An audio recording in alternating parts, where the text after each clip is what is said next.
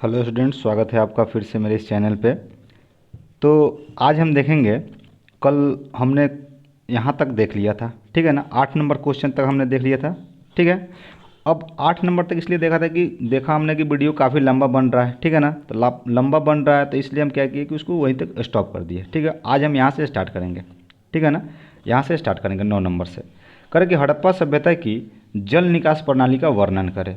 तो जल निकास प्रणाली का वर्णन करें तो हड़प्पा सभ्यता की शायद हमने ये भी क्वेश्चन बता दिया था कि हड़प्पा सभ्यता की जो जल निकास प्रणाली थी कैसी थी।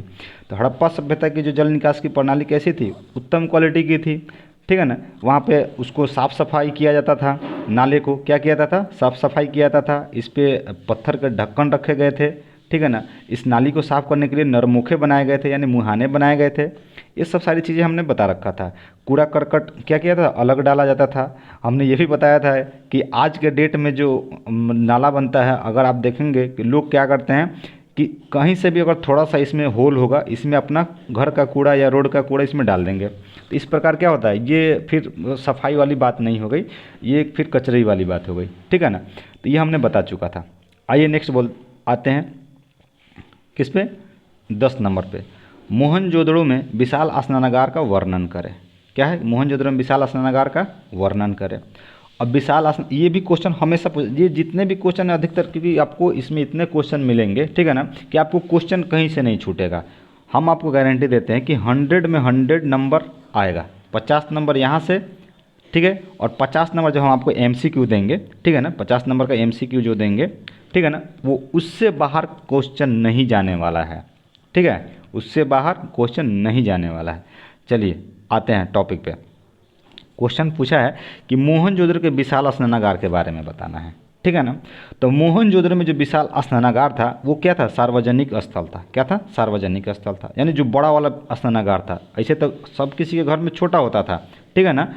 देखेंगे आप कि लोग क्या करते हैं कि घर में अपने स्विमिंग पूल बनवाते हैं। तो स्विमिंग पूल एक छोटा होगा, लेकिन आप देखेंगे कि अलग अगर बनेगा स्विमिंग पूल, अगर बनवाते हैं कोई मनोरंजन के लिए पार्क में, तो वो स्विमिंग पूल क्या होगा, बड़ा होता है, ठीक है ना। क्या होता है, बड़ा होता है। उसी प्रकार क्या था कि मोहनजोदड़ो में जो स्नानागार था क्या था, बड़ा था। और कब खोला जाता था, पर्व त्यौहार पे। कब खोला जाता था, पर्व त्यौहार पे खोला जाता था इसको, ठीक है ना। अब आते हैं उसकी लंबाई चौड़ाई पे। तो जो वहाँ का जो स्नानागार था उसकी क्या थी कि वो 39 फीट लंबा था और 23 फीट चौड़ा था, ठीक है ना, और 8 फीट गहरा था। सोच सकते हैं कि कितना बड़ा और कितना लंबा चौड़ा था, ठीक है ना। फिर कह रहा है कि उसमें उतरने के लिए सीढ़ियाँ बनाई गई थी। अब तो आदमी डायरेक्ट कूद नहीं सकता है, निकलने के लिए भी सीढ़ियाँ चाहिए, उतरने के लिए भी सीढ़ियाँ चाहिए। तो आप समझ सकते हैं कि उस समय की जो बनावट थी उस नगर की कितनी शानदार थी। फिर सीढ़ियाँ बनाई गई थी। फिर कह रहा है कि स्नानागार के जो फर्श थे वो ईंटों के बनाए गए थे, पकाई गई ईंटों के बनाए गए थे, ठीक है ना। अब क्या था कि अगर हम मेसोपोटामिया से तुलना करते हैं तो मेसोपोटामिया में देखते हैं कि जो ईंटे का प्रयोग हुआ है, अगर ईंटे का प्रयोग वहाँ पे 20% हुआ है तो हड़प्पा में कितना हुआ है, 80% हुआ है। तो इससे हम क्या कहेंगे कि इससे ज़्यादा विकसित क्या था, हड़प्पा सभ्यता विकसित था, ठीक है ना। यहाँ की हड़प्पा की जो सड़कें थी सीधी थी, लेकिन मेसोपोटामिया की जो सड़क थी वो सड़कें टेढ़ी मेढ़ी थी, ठीक है ना। तो इससे किससे अच्छा था, मेसोपोटामिया से अच्छा बसा था कौन, हड़प्पा सभ्यता, ठीक है। चलिए अपने फिर आते हैं नेक्स्ट पे। बोल रहा है कि इसमें बरामदे भी बनाए गए थे, बरामदे बनाए गए थे। बरामदे इसलिए गए थे कि स्नान करके कपड़े बदलने के लिए उस बरामदे में जाया जाता था और अपना कपड़ा बदला जाता था। फिर बोला जाता था, फिर आगे है, बोला कि इसमें अगर मान लीजिए कि स्नान कर लेंगे तो स्नान करने के बाद वो पानी गंदा होगा। तो गंदा होगा तो क्या होगा, स्नानागार का जल निकालने के लिए क्या की गई थी, व्यवस्था की गई थी, पूरी अच्छी तरह से व्यवस्था थी। स्नानागार को भरने के लिए भी क्या था, बगल में जल कुआं था, ठीक है ना। पानी निकालने के लिए नालियों की व्यवस्था की गई थी और जल भरने के लिए कुओं की व्यवस्था थी। कपड़े बदलने के लिए बरामदे बनाए गए थे, ठीक है ना। ये सारी सुविधाएं थी वहाँ पे। चलिए नेक्स्ट क्वेश्चन पे आते हैं, 11 नंबर पे। 11 नंबर क्वेश्चन कह रहा है कि मोहनजोदड़ो के अन्नागार के विषय में बताएं, ठीक है ना। किसके बारे में बताना है, अन्नागार के विषय में बताना है। और अन्नागार कहाँ से प्राप्त हुआ है, मोहनजोदड़ो से प्राप्त हुआ है। तो कह रहा है कि मोहनजोदड़ो में जो अन्नागार था वो कितना मीटर लंबा था, 45.72 मीटर लंबा था और 28.86 मीटर चौड़ा था। यानी एक आप देखेंगे गोदाम के आकार की थी, ठीक है ना। वहाँ से इतना मतलब इतना लंबा और इतना चौड़ा, ठीक है ना, क्या मिला है, अन्नागार मिला है, ठीक है ना। उसके बाद में कह रहा है कि यहाँ पर 12 गो क्या मिला है, धान्य कोठार मिले हैं। क्या मिला है, धान्य कोठार। यानी कि आप देखेंगे कि गांव में बेड़ी होता है। क्या होता है, बेड़ी होता है। इसको किस चीज़ पे रखा जाता है, चबूतरे पे रखा जाता है। इस पर खोपा इसे बना दिया जाता था, ठीक है ना, ऐसे। तो ये इसमें क्या किया जाता था, अनाज रखा जाता था। उसी प्रकार यहाँ पे क्या है कि कोठार थे, ठीक है ना, जो कि चबूतरे पे रखा गया था। अन्न जो कोठार थे, धान जो अन्न रखने के, धान्य वगैरह जो भी अनाज था उसको रखने के लिए क्या था, कोठार बनाए गए थे, जो कि ईंटों के थे, सॉरी ईंटों के चबूतरे पे रखे गए थे। फिर कह रहा है कि इसका प्रत्येक माने जो प्रत्येक कोठार था इसका आकार कितना था, 15.23 मीटर था, ठीक है ना। और अन्नागार में ही नहीं कि अन्न रख दिए और ऐसे ही सड़ रहा है, नहीं, उसमें हवा आने जाने की व्यवस्था की गई थी। क्या था, हवा आने जाने की व्यवस्था की गई थी। अनाज भरने की व्यवस्था भी उच्च कोटि की थी, ठीक है ना। ये नहीं कि उसमें कैसे भी ठूंस दे रहे, नहीं, उसमें अनाज अगर आप डालते हैं उसकी व्यवस्था भी उच्च कोटि की बनाई गई थी, ठीक है। और इसका तो हमने समझा ही दिया था ईंटे के बारे में, ऊपर वाला जो लॉन्ग क्वेश्चन था उसका आंसर में ये जुड़ा हुआ है, ठीक है। अब आते हैं 12 नंबर क्वेश्चन पे, ठीक है ना। क्वेश्चन देखें, कह रहा है कि हड़प्पा सभ्यता के राजनीतिक संगठन का स्वरूप कैसा था, टिप्पणी लिखे, ठीक है ना। अब राजनीतिक स्वरूप के बारे में बताना है, तो हड़प्पा सभ्यता की जो राजनीतिक स्वरूप था कैसा था उसके बारे में बताना है। देखिए ऐसा तो हम देखते हैं कि पता नहीं चलता है वहाँ पे कि वहाँ पे राजनीतिक संगठन था या नहीं था, क्योंकि उसके साक्ष्य नहीं मिले हैं, ठीक है ना। अब इससे पता कैसे चलेगा कि आखिर वहाँ पे उतनी सुंदर जब शहर बसाया गया तो उतनी सुंदर शहर बसाने के पीछे कोई ना कोई तो एक ताकत शक्ति होगी जो उसको बसाया होगा। तो ऐसा बोला जाता है कि जो दुर्ग में लोग रहते थे वही लोग उसका कंट्रोल करते थे, या वहाँ पे जो बोलते हैं कि पुरोहित वो लोग थे, जो आज के डेट में पुजारी जिसको बोलते हैं, पुरोहित थे, उनके हाथों में था।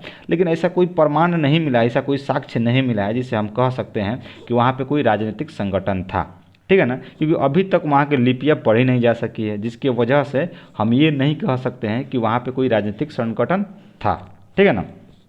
आइए इसको हम यहाँ से समझते हैं। कह रहा है कि हड़प्पा सभ्यता की शासन व्यवस्था के बारे में साक्ष्यों के अभाव में कोई विशेष जानकारी नहीं मिलती है। अभी हमने आपको बताया कि अगर वहाँ से कोई साक्ष्य नहीं मिला है खुदाई करके, तो आप कैसे कह सकते हैं कि यहाँ पे राजनीतिक संगठन था या नहीं था, ठीक है ना। फिर कह रहा है कि अगर साक्ष्य उपलब्ध होगा तो इसके बारे में जानकारी प्राप्त होगी, वरना नहीं प्राप्त होगी, ठीक है ना। उसके बाद में कह रहा है कि उत्खनन से अभी तक न तो कोई ऐसी इमारत मिली है जिससे किसी को राज्य प्रसाद, यानी राज्य प्रसाद का मतलब होता है कि कोई राजा का महल, ठीक है ना, कि राजा कोई राज्य करता हो जिसके राज्य प्रसाद कहा जा सके, और ना ही कोई ऐसे भव्य मंदिर के अवशेष प्राप्त हुए हैं जिससे अनुमान लगाया जा सके कि पुरोहित वर्ग का इस सभ्यता पर शासन था। देखिए, ना कोई ऐसा घर मिला है, ना कोई ऐसा मंदिर मिला है जिससे कहा जा सके कि यहाँ पे या तो किसी राजा का शासन होगा या कोई किसी मंदिर का पुरोहित का शासन होगा, ऐसा कोई साक्ष्य नहीं मिला है, ठीक है ना। इसलिए हम डायरेक्ट नहीं कह सकते हैं कि मोहनजोदड़ो चाहे हड़प्पा सभ्यता की जो राजनीतिक व्यवस्था थी, राजनीतिक संगठन व्यवस्था थी, कैसा था। इसलिए कि साक्ष्य जब नहीं मिलेगा तो हम कैसे कह सकते हैं कि यहाँ की जो सभ्यता है वो बसी हुई है, ठीक है ना। चलिए आगे बढ़ते हैं। फिर कह रहा है कि यहाँ की जो मोहनजोदड़ो की जो हड़प्पा से प्राप्त दुर्ग हैं, ठीक है ना, इससे प्रतीत होता है कि यहाँ की जो शासन व्यवस्था थी ना वो सुदृढ़ दुर्गों द्वारा होता था। यानी जो हम आपको बताएंगे जो दुर्ग वहाँ पे बनाए गए थे, जो बड़े वाले किले थे, वही किले में जो लोग रहते थे उन्हीं के द्वारा किया गया था। इसका मतलब अनुमान लगाया जाता था कि इनके द्वारा शासन किया जाता था। फिर ये भी बोला जाता है कि ऐसा अनुमान किया जाता है कि उनका जो राजा होता था संभवतः पुरोहित ही होता था, ठीक है ना। क्या होता था, संभवतः पुरोहित होता था, संभवतः अनुमान लगाया जाता है कि उनका जो राजा था पुरोहित ही होता था, ठीक है ना। लेकिन ऐसा कुछ नहीं कहा जा सकता है कि पुरोहित था या नहीं था, ठीक है ना, कि अनुमान पे कहा जा रहा है। फिर कह रहा है कि जनता से कर के रूप में क्या लिया था, अनाज लिया जाता था। वहाँ पे जो भी सरकार हो उस राज्य को चलाने के लिए कर के रूप में क्या लिया जाता था, अनाज लिया जाता था। क्या लिया जाता था, अनाज लिया जाता था। कुछ विद्वानों का कहना है कि हड़प्पा सभ्यता का जो शासन था व्यापारी वर्ग के हाथ में था। किसके हाथ में था, व्यापारी वर्ग के हाथ में था। कौन कहते हैं, वहाँ के जो कुछ विद्वान है वो कहते हैं कि हड़प्पा की जो शासन व्यवस्था था व्यापारी वर्गों के हाथ में था। फिर ये भी बात आती है कि सिंधु घाटी के प्रमाणों को देखते हुए हम यह कह सकते हैं कि जो शासन प्रणाली थी ना, कोई शासन प्रणाली थी कोई भी हो, परंतु वहाँ की जो शासन प्रणाली थी बिल्कुल शानदार था। मान लीजिए कि आपके यहाँ जरूरी तो नहीं है ना कि आप ही के गांव के मुख्यमंत्री होंगे, ठीक है। आप ही के गांव के प्रधानमंत्री होंगे, लेकिन क्या है कि अगर यहाँ पे विकास होता है, ठीक है ना, तो क्या कहेंगे कि हाँ भाई चलो कहीं का भी हो, हमारे यहाँ विकास तो हो रहा है ना, आपको विकास से मतलब है, ठीक है ना। तो उसी प्रकार सिंधु घाटी जो सभ्यता थी, वहाँ पे पता नहीं चलता कि आखिर वहाँ पे राजतंत्रात्मक यानी राजा कौन था, किसके अंडर में सब काम होता था, लेकिन वहाँ पे विकास क्या था, अच्छी ढंग से होती थी, ठीक है ना। तो इसको जान गए हम, ठीक है ना। क्वेश्चन क्या था, हड़प्पा सभ्यता के राजनीतिक संगठन का स्वरूप कैसा था। तो राजनीतिक संगठन का स्वरूप कैसा था, अनुमान लगाया जाता है, चाहे ऐसा कोई साक्ष्य नहीं मिला है कि हड़प्पा सभ्यता का राजनीतिक संगठन कैसा था। अनुमान पे हम बोल सकते हैं कि वहाँ के जो लोग थे वो करते थे या पुरोहित करता था, क्योंकि ऐसा कोई साक्ष्य नहीं मिला है, ना मंदिर मिला है, ना बड़ा सा महल मिला है कि कहा जा सके कि यहाँ पे राजा रहता था, ठीक है। आइए नेक्स्ट आते हैं 13 पे। 13 नंबर क्वेश्चन कह रहा है कि हड़प्पा सभ्यता की सामाजिक जीवन किस प्रकार थी, विवेचना करें, ठीक है ना। सामाजिक जीवन किस प्रकार थी, विवेचना करें। अब हड़प्पा सभ्यता की सामाजिक जीवन कैसी थी, इसके कुछ पॉइंट है, ठीक है ना। अब यहाँ पे कह रहा है कि हड़प्पा सभ्यता के उत्खनन से पता चलता है कि वहाँ की जो सामाजिक स्थिति थी मातृसत्तात्मक थी। मातृसत्तात्मक का मतलब है कि वहाँ की जो सभ्यता थी, वहाँ की जो सामाजिक जीवन था वो मातृसत्तात्मक थी। मातृसत्तात्मक का मतलब ये है कि वहाँ पे स्त्रियों का ज़्यादा मान होता था, ज़्यादा सम्मान होता था, ठीक है ना। कारण क्या है कि वहाँ से खुदाई में स्त्रियों की मूर्तियाँ मिली हैं, काफ़ी मात्रा में मिली है। किस चीज़ की मूर्ति, स्त्री की मूर्ति मिली है, ठीक है ना। इसलिए क्या बोलते हैं कि स्त्री माने मातृसत्तात्मक प्रधान वो देश था, सभ्यता थी, ठीक है ना। फिर कह रहा है नेक्स्ट में 2 नंबर में कि हड़प्पा सभ्यता के जो लोग थे वो क्या थे, शाकाहारी और मांसाहारी दोनों प्रकार के थे, ठीक है ना। शाकाहारी भी खाना खाते थे और मांसाहारी भोजन भी करते थे। 3 नंबर में कह रहा है कि जो ये इस सभ्यता के जो लोग थे वो आभूषणों के शौकीन थे, यानी आभूषण को प्रिय था, ठीक है ना।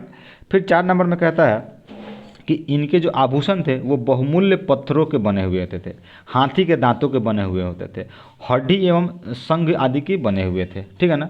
यहाँ शंख होगा, शंख नहीं होगा, शंख होगा, ठीक है ना। शंख आदि के बने हुए होते थे, ठीक है। फिर कह रहा है नेक्स्ट में 5 नंबर में मिट्टी एवं धातु से निर्मित तरह तरह के बर्तने का भी वो लोग प्रयोग करते थे, ठीक है ना।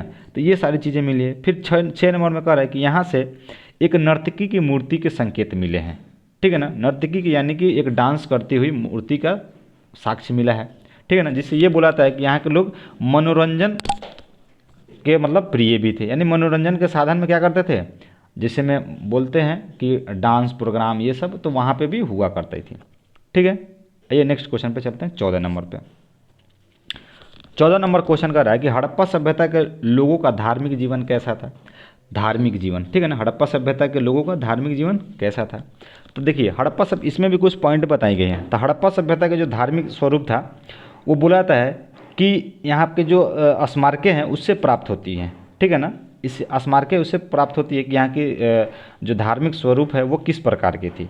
तो 1 नंबर में कहता है कि जो हड़प्पा संस्कृति में जो मिस्र अथवा मेसोपोटामिया के मंदिर प्राप्त हुए हैं, ठीक है ना, उससे पता चलता है कि यहाँ के लोग भी पूजा पाठ करते होंगे, ठीक है ना। तो धार्मिक संगठन में क्या है कि मिस्र और मेसोपोटामिया से मंदिर प्राप्त होने से ये पता चलता है कि यहाँ के लोग पूजा पाठ करते थे, ठीक है ना।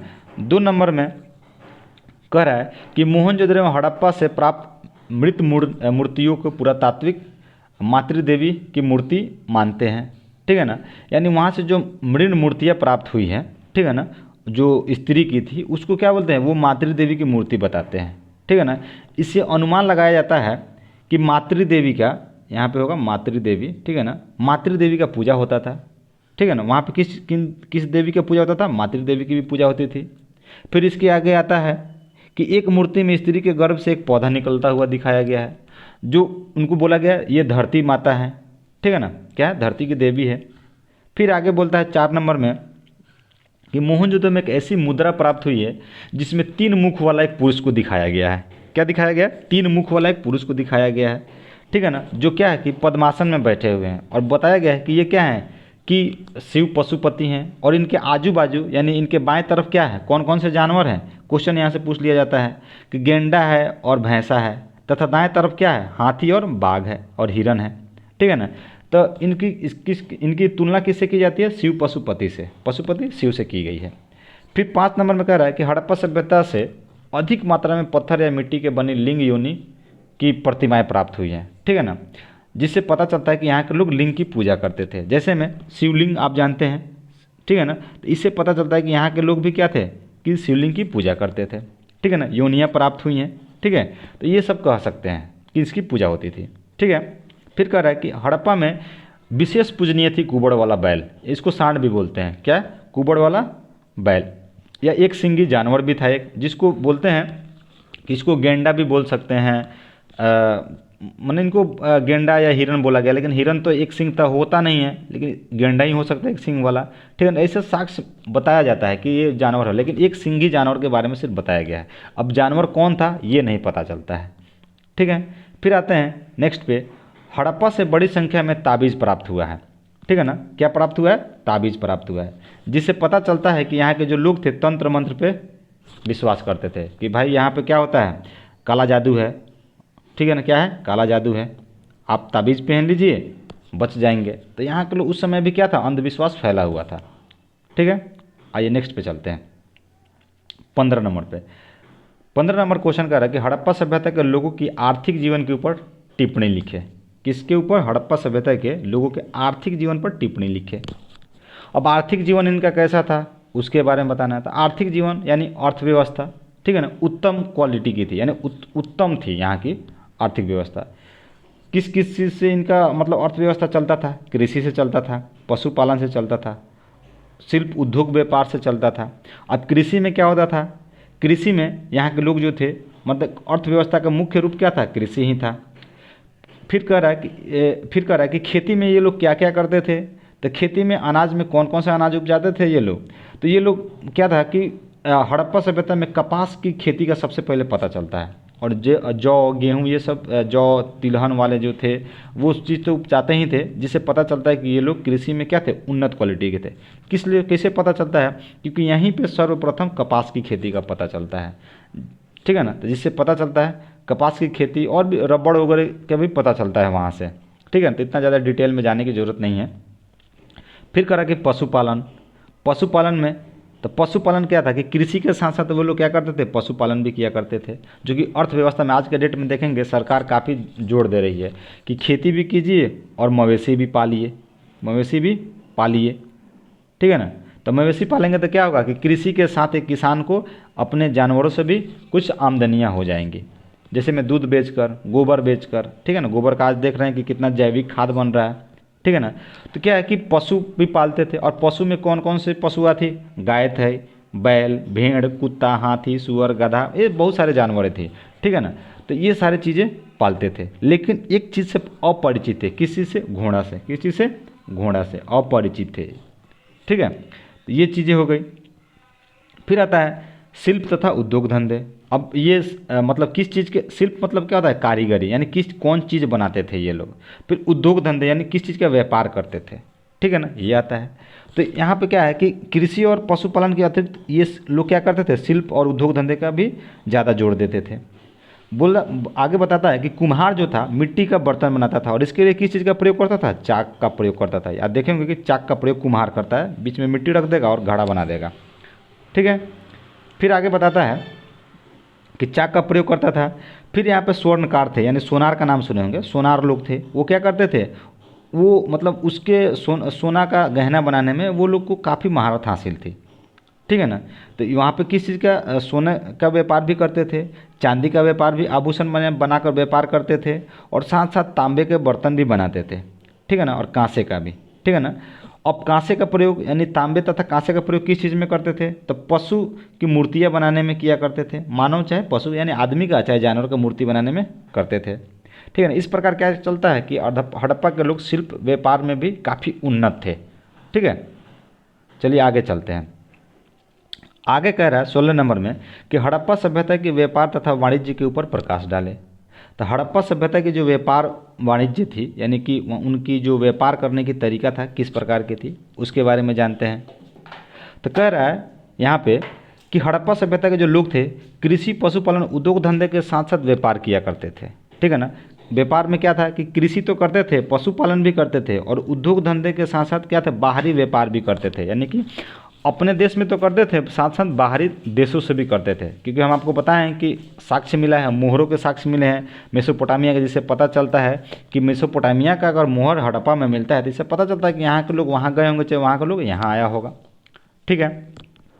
फिर कह रहा है कि मोहनजोदड़ो जो था व्यापार का प्रसिद्ध केंद्र था। क्या था? मोहनजोदड़ो व्यापार का प्रसिद्ध केंद्र था। आप देखेंगे मोहनजोदड़ो जब मूवी देखेंगे आप तो पता चलेगा कि उसमें व्यापार किस प्रकार का होता है। ठीक है ना। फिर कह रहा है कि दोनों के बीच, मोहनजोदड़ो के बीच, ठीक है ना, मोहनजोदड़ो और हड़प्पा के बीच कितने किलोमीटर की दूरी थी? हड़प्पा और मोहनजोदड़ो के बीच 483 किलोमीटर की दूरी थी। ठीक है ना। फिर भी ये दोनों क्या था? संपन्न, मतलब राज्य जगह था उस समय का। व्यापार हमेशा किस चीज़ से किया जाता था? जल मार्ग द्वारा किया जाता था। ठीक है ना। स्थल मार्ग से भी होता था, लेकिन क्या था कि स्थल मार्ग से परिचित थे लेकिन स्थल मार्ग से नहीं करते थे, क्योंकि आपको पहले बता चुके हैं कि स्थल मार्ग क्या होता था? ज़्यादा खर्चीला होता था। ठीक है ना। वस्तु क्या था? वस्तु को विनिमय प्रणाली द्वारा करते थे, वस्तु को विनिमय प्रणाली द्वारा। ठीक है ना, यानी कि अदला बदली द्वारा। हड़प्पा के लोग नाप जोख के यानी बाट से भी परिचित थे, यानी किलो बटकारा जिसको बोलते हैं कि भाई कितना सामान कितना देना है और कितना लेना है। ठीक है ना। और नापने के लिए दशमलव प्रणाली का प्रयोग करते थे। ठीक है ना। फिर कह रहे कि हड़प्पा के जो लोग थे कच्चे माल के अभाव में जाते थे बाहर। ठीक है ना, यानी अगर सब सामान उनके पास रहता तो विदेशी व्यापार करते ही नहीं, तो इसलिए कच्चा माल लाने के लिए वो पड़ोस के राज्यों में भी जाते थे और विदेशों में भी जाते थे। ठीक है ना। जैसे में कच्चा माल में क्या क्या था? सोना था, चांदी था, तांबा था और भी सेलखंडी और बहुत सारी चीज़ें थी। ठीक है ना। लेकिन आपको 3 चीज़ जना देंगे एग्जाम में, काफ़ी नंबर मिलेगा। ठीक है ना। अब देखिए बहुत बच्चे तो ऐसे थे कि इसको भी नहीं लिखेंगे। ठीक है। अब क्या है कि सोना कहाँ से मिलता था? तो अफगानिस्तान, भारत, दक्षिण भारत से प्राप्त होता था। दक्षिण भारत में एक जगह है कोलार, KGF का नाम सुने होंगे आप लोग, KGF वहीं पे है। ठीक है ना, यहीं से प्राप्त होता था। KGF मूवी देखे होंगे, यहीं पे दक्षिण भारत से प्राप्त होता था। चांदी कहाँ से प्राप्त होती थी? तो ईरान, अफगानिस्तान से प्राप्त होता था, ईरान और अफगानिस्तान से। तांबा बलूचिस्तान और राजस्थान के खेतड़ी से प्राप्त होता था। ठीक है ना, तो ये हो गई। आगे बढ़ते हैं। सेलखंडी कहाँ से प्राप्त होती थी? तो सेलखंडी बलूचिस्तान और राजस्थान से प्राप्त होता था। ठीक है ना। तो इस प्रकार पता चलता है कि हड़प्पा वासी जो थे ना व्यापार के अतिरिक्त और बाहरी व्यापार भी करते थे, यानी अपने गांव के अंदर, शहर के अंदर तो करते थे और बाकी देश से बाहर भी करते थे, जिससे पता चलता है कि वो लोग कितने समृद्ध थे। ठीक है। अब आते हैं नेक्स्ट पे, 17 नंबर पे। 17 नंबर क्वेश्चन कह रहा है कि हड़प्पा सभ्यता के विज्ञान एवं प्रौद्योगिकी के ऊपर विचार प्रकट करें। अब देखिए वहाँ पे देखिए कि विज्ञान का भी उपयोग होता था। पता है, आज से 5000 साल पहले लोग विज्ञान से परिचित थे। ठीक है। आपको ऊपर थोड़ा सा इसका डिटेल भी हम बताए थे कि विज्ञान, यानी विज्ञान के थ्रू क्या क्या चीज़ें आती थी। आइए आगे फिर बताते हैं हम आपको। कह रहा है कि हड़प्पा सभ्यता को एक नगरीय सभ्यता कहा गया है। क्या कहा गया है? नगरीय सभ्यता कहा गया है। अब नगरीय सभ्यता का मतलब है कि यहाँ पे कोई ना कोई एक तो संस्कृति होगी ना, जो यहाँ पे जानता होगा। और जब संस्कृति होगी तो क्या होगा? विज्ञान के तकनीक से परिचित थे। ठीक है ना। संस्कृति क्या थी? विज्ञान के तकनीक से परिचित थे। ठीक है ना। अगर विज्ञान का तकनीक नहीं होता तो अपने शहर को उतने सुंदर ढंग से नहीं बसा पाते वो लोग। ठीक है। फिर कह रहा है कि विज्ञान एवं तकनीकी प्रगति को हम निम्न बिंदुओं के अंतर्गत देख सकते हैं, यानी कि इसके अलग अलग बिंदु हैं जिससे हम पता लगा सकते हैं कि वो सच में विज्ञान से परिचित थे कि नहीं थे। अब इसे लिपि के बारे में जानते हैं। तो लिपि के बारे में कहता है कि सिंधु सभ्यता के जो निवासी थे, ठीक है ना, एक चित्रात्मक लिपि का आविष्कार किया था। मगर कारण ये है कि चित्रात्मक लिपि का तो आविष्कार किया लेकिन वो अभी तक पढ़ा नहीं जा सका है, इसलिए थोड़ा सा दिक्कत होता है। फिर धातु कर्म आता है। धातु कर्म यानी कि औजार बनाना या गहना बनाना, कुछ भी। ठीक है ना। तो इससे क्या पता चलता है कि सिंधु सभ्यता का जो एक प्रमुख स्थल है लोथल, क्या है? सिंधु सभ्यता में एक जो जगह है लोथल, वहाँ से क्या मिला है? तांबे एवं कांसे के कुछ वस्तुएं मिली हैं। ठीक है ना। मोहनजोदड़ो से भी कांसे के नर्तकी वाला मूर्ति मिला है। क्या मिला है? मोहनजोदड़ो से कांसे वाला नर्तकी का मूर्ति मिला है। इससे पता चलता है कि वहाँ के जो लोग थे कच्ची धातु से शुद्ध तांबा निकालते थे। कोई भी पदार्थ अगर आता है, मान लीजिए लोहा है, तो लोहा से आप किस तरह, लोहा कच्चा मटेरियल आता है, ठीक है ना, फर्नेस में जाता है, इसको गर्मा कर आग से पिघला कर इसको क्या किया जाता है? इसको शुद्ध लोहा बना दिया जाता है। उसी प्रकार क्या था कि ये लोग शुद्ध तांबा निकालने के लिए परिचित थे, मैंने उस विधि से परिचित है कि भाई कैसे शुद्ध तांबा निकाला जाएगा। ठीक है ना। फिर आते हैं वाहन पे। वाहन पे किस चीज़ का प्रयोग करते थे? बैलगाड़ी का। तो कह रहा है कि मोहनजोदड़ो से, ठीक है ना, बैलगाड़ी का खिलौना मिला है, जो इस बात का संकेत करता है कि आवागमन के लिए या कोई सामान ढोने के लिए बैलगाड़ी का प्रयोग होता था। ठीक है, इससे भी पता चलता है कि वो लोग वैज्ञानिक पद्धति से परिचित थे। फिर आता है नगर नियोजन। नगर नियोजन बता ही दिए कि जो मोहनजोदड़ो था उसका नगर नियोजन कैसा था? सुदृढ़ तरीके से बने थे, यानी बहुत अच्छी से बनाई गई थी। उसकी जो सड़कें थी वो सीधी और चौड़ी थी तथा एक दूसरे को समकोण पर काटती थी। कोई भी अगर देखेंगे कि अगर सड़कें अच्छी डिज़ाइन से बनाई गई है, अच्छी से बनाई गई है, तो उसमें जाहिर सी बात है कि इंजीनियरिंग का दिमाग लगा होगा, और इंजीनियरिंग साइंस से आता है, वैज्ञानिक पद्धति से आता है। तो इससे क्या पता चलता है कि जो हड़प्पा सभ्यता के जो हड़प्पा सभ्यता थी, वहाँ के लोग क्या थे? वैज्ञानिक पद्धति से परिचित थे। ठीक है ना। फिर क्या है, वहाँ के जो हड़प्पा के जो लोग थे ईंटें निर्माण की तकनीक से भी परिचित थे, यानी ईंटा बनाने का उनको तकनीक भी पता था। फिर आता है चिकित्सा ज्ञान। चिकित्सा ज्ञान यानी कि चिकित्सा ज्ञान उसको बोलते हैं कि मेडिकल, इंग्लिश में बोल सकते हैं मेडिकल, यानी इलाज कराना। ठीक है ना। तो सिंधु सभ्यता के अवशेषों में मोहनजोदड़ो से, ठीक है ना, क्या मिला है? शिलाजीत का टुकड़ा मिला है। किस चीज़ का टुकड़ा मिला है? शिलाजीत का टुकड़ा मिला। कहाँ से? मोहनजोदड़ो से। फिर कह रहा है कि शिलाजीत एक बलवर्धक पदार्थ है, यानी कि चीज़ है, पदार्थ ही बोल सकते हैं उसको, ठीक है ना, दवा के रूप में। ये बीमारियों को दूर करने में सहायक करता है। ठीक है ना। इसके अलावा यहाँ से एक और चीज़ मिला है जो कपाल बोलते हैं ना, कपाल शोधन, यानी कि अगर किसी के सिर में बीमारी हो गया तो इस पर रिसर्च किया गया था उस समय। तो इससे वहाँ उससे भी पता चलता है कि ये लोग क्या थे? चिकित्सा ज्ञान से परिचित थे। ठीक है। फिर आते हैं नेक्स्ट क्वेश्चन पे। नेक्स्ट क्वेश्चन कर रहा है कि हड़प्पा वासी द्वारा सिंचाई के साधनों का वर्णन करें। हड़प्पा वासी द्वारा सिंचाई के साधनों का वर्णन करें। अब हड़प्पा के लोग सिंचाई किस प्रकार करते थे? तो हड़प्पा के लोग सिंचाई किस प्रकार करते थे इसके बारे में बताया गया। तो हड़प्पा में आखिर सिंचाई की व्यवस्था, सिंचाई करना क्यों पड़ता था भाई उस समय? तो कारण ये था कि इस पता चलता है कि वहाँ के जो क्षेत्र था शुष्क था। क्या था? शुष्क था। ठीक है ना। जहाँ शुष्क था तो इसके लिए क्या होता था कि पानी की ज़रूरत पड़ेगी, और पानी की जब ज़रूरत पड़ेगी तो किस यानी खेत को सिंचाई करने के लिए किस पानी की ज़रूरत पड़ेगी। ठीक है। तो बताया जाता है कि के सिंचाई के लिए आवश्यकता पड़ती होगी। ठीक है ना। फिर करके हड़प्पा वासी जो थे ना, वो क्या थे कि जलाशयों या नहरों द्वारा सिंचाई करते थे, यानी कि कोई एक गड्ढा हो गया, पानी जमा, इससे सिंचाई करते थे, या जो नहर बहती थी उससे क्या करते थे? सिंचाई करते थे, इसके नाले द्वारा। कह रहा है कि जो धौलावीर एक जगह है जो गुजरात में है, ठीक है ना, वो क्या कर रहा है कि ऐसे वहाँ से प्रमाण मिलते हैं कि किस चीज़ के प्रमाण मिलते हैं? कृषि सिंचाई के, और जलाशय का उपयोग होता था, इसके भी प्रमाण मिलते हैं वहाँ से। ठीक है। अब आते हैं नेक्स्ट क्वेश्चन पे। नेक्स्ट क्वेश्चन कहता है कि हड़प्पा सभ्यता के पतन के प्रमुख कारण का वर्णन करें। आपको ऊपर बता चुके हैं, फिर भी बताते हैं कि और अलग अलग वैज्ञानिकों का अपना अपना मत है कि आखिर हड़प्पा सभ्यता का पतन कैसे हो गया। बताया है कि हड़प्पा सभ्यता का पतन कैसे हो गया। तो आइए आगे देखते हैं कि आखिर हड़प्पा सभ्यता का पतन कैसे हो गया। ठीक है। कह रहा है कि हड़प्पा सभ्यता को समाप्त होने में विद्वानों का अलग अलग अपना अपना राय विचार है। ठीक है ना। अब राय विचार क्या है? कुछ कहते हैं कि यहाँ पे क्या हुआ कि यहाँ की जो भूमि थी वो लवणता हो गई, यानी कि रेगिस्तान में लवणता होने के कारण कि रेगिस्तान बढ़ने लगा, और यहाँ पे क्या हुआ कि यहाँ के लोग यहाँ से दूसरे जगह चले गए। फिर किसी ने कहा कि भाई यहाँ पे क्या हुआ? भूकंप आ गया। किसी ने ये कहा कि यहाँ की जो मिट्टी थी वो लवणता, माने इसमें लवणता नमकीन हो गई, क्षारीय हो गई। किसी का कहना था कि यहाँ पे भीषण बाढ़ आ गया, किसी का कहना था कि भूकंप आ गया। तो यानी अलग अलग लोगों का क्या है कि अपना अपना मत है, अलग अलग वैज्ञानिकों ने अपना अपना क्या किया है? मत दिया है। ठीक है ना, ये समझ गए। फिर आते हैं नेक्स्ट पे। यहाँ पे कुछ डेट बताई गई है, ठीक है ना, आपके बुक में भी होगा लेकिन हम फिर भी बताते हैं। ठीक है ना। बोल रहा है कि 1921, ठीक है ना, 1921 में किसका खुदाई हुआ था? हड़प्पा का खुदाई हुआ था। ये कहाँ पे है? पंजाब के पाकिस्तान में है। किस नदी के किनारे है? रावी नदी के किनारे है। जिला कौन सा है? मोंटगोमरी या मोंटगोमरी भी बोल सकते हैं। किनके द्वारा किया गया था? राय बहादुर दयाराम साहनी बोल रहे हैं कि हाँ, राय बहादुर दयाराम साहनी भी बोल सकते हैं। ठीक है ना, ये पूरा नाम था राय बहादुर दयाराम साहनी। ठीक है ना। फिर 1922 ईस्वी में किसकी खुदाई की गई थी? 1922 में मोहनजोदड़ो की खुदाई की गई थी। किनके द्वारा की गई थी इसको? राखलदास बनर्जी द्वारा। कहाँ पे है ये? कहाँ पे है ये? अभी सिंध पाकिस्तान में है। किस नदी के किनारे? सिंधु नदी के किनारे। ठीक है ना, किस नदी के किनारे? सिंधु नदी के किनारे। और जिला कौन सा है? लड़काना जिला है। ठीक है ना। फिर आते हैं नेक्स्ट पे। नेक्स्ट कह रहा है 3 नंबर में, ये क्वेश्चन नहीं ज़्यादातर नहीं पूछता है, लेकिन जान लीजिए 1927 में, ठीक है ना, किसकी खोज हुई थी?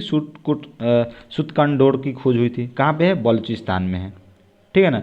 ये क्वेश्चन ये नदी के बारे में नहीं पूछता, लेकिन जान लीजिए दासक नदी के किनारे है, और जिला कहाँ सा है? मरकाना, ठीक है ना।